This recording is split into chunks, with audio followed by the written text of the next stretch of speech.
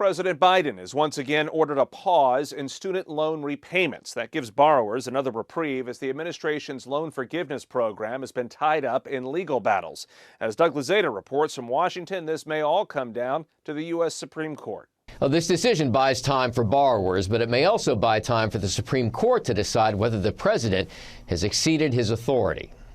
I'm completely confident my plan is legal. President Biden took to Twitter to defend his student loan bailout program and offer another extension to borrowers while his appeal to the U.S. Supreme Court percolates. It isn't fair to ask tens of millions of borrowers eligible for relief to resume their student debt payments while the courts consider the lawsuit. It is a major reversal for the president, who had said that the COVID-era program to pause payments would stop at the end of the year.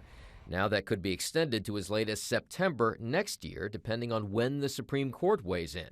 Biden is counting on the high court to sign off on his larger plan to forgive as much as $20,000 of student loan debt for many borrowers, a plan that has been put on hold by a federal court. I don't know how a court could just seriously agree that any president had the power to write off $500 billion of student loans based on a war provision from 9/11. Many Republicans say the forgiveness program is deeply unfair to taxpayers who are left holding the bag and to those who paid off their loans or didn't attend college. The Biden administration decided to insult working Americans by unleashing yet another reckless giveaway that would actually transfer even more wealth toward highly educated people who already tend to be more well off.